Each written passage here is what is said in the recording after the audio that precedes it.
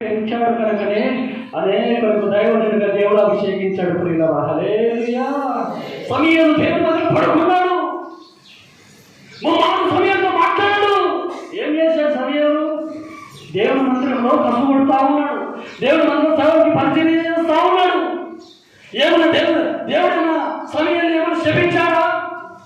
ఆశీర్వదించాడా? శపించాడా? సమూయేలుని చెప్పండి అమ్మా. శపించాడా? ఆశీర్వదించాడా? మన పిల్లలు చదువుకోవాలి, మంచిదే.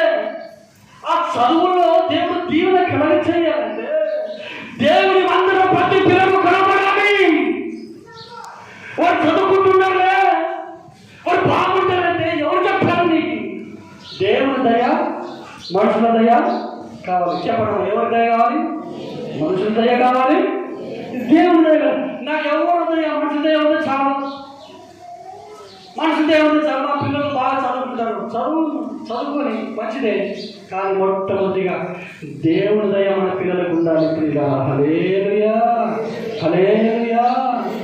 ప్రియులారా, మా పిల్లలను ఆటో ఛార్జ్ ఇచ్చి పంపించేవారు మాకు పరిచయం చేయడానికి. ఆటో ఛార్జ్ పెట్టి 2 అడుగులు వేస్తే మందిరం వస్తుంది, 2 అడుగులు వేస్తే మందిరం వస్తుంది. మందిరానికి కూడా ఆటోకి పరిచయం లేకపోలేదు సంఘంలో. ఆటో ఛార్జ్ ఇచ్చి మందిరం దగ్గర పరిచయం చేయకుండా ఏదైనా ఉంటుందేమో అని చెప్పి పిల్లల్ని పంపించేవారు. మేమే కాదు, అనేక పిల్లలు కూడా అక్కడ రాత్రి కూడా పరిచయం చేసేవారు. కనుకనే పిల్లలకి దేవుడు ఆశీర్వదిస్తూనే ఉన్నాడు. ప్రియులారా, హల్లెలూయా, హల్లెలూయా. మన పిల్లలు దీవెనలు పొందాలి. ఎక్కడి నుంచి దీవెనలు వస్తాయి? దేవుని మందిరంలో వస్తాయి. ఇక్కడ ఎవరు చూడకపోవచ్చు. ఇక్కడ పరిచయం చేసిన, దేవుని పరిచయం చేసిన, సేవకులు పరిచయం చేసి నష్టపోతామా? రాత్రి మౌలు మా కళ్ళకి ఇద్దరు రాత్రి మౌలు 2-3 పడుకునే వాళ్ళం కాదు. వాడు కాలొత్తుకుంటారు. మమ్మల్ని కాలొత్తనట్లేమో మీకు ముందు మళ్ళీ ఇట్లా చెప్తున్నాను కదా, మాకు కాలొద్దు, మాకేమో మేము ఏం చేసి చెప్తున్నాం. రాత్రి మౌలు కాలము ఒత్తుతారు. వాడు పడుకునేంత వరకు వాడు పడుకొని అసలు లాగనే అలా కూర్చొని అలాగే పడేవారు.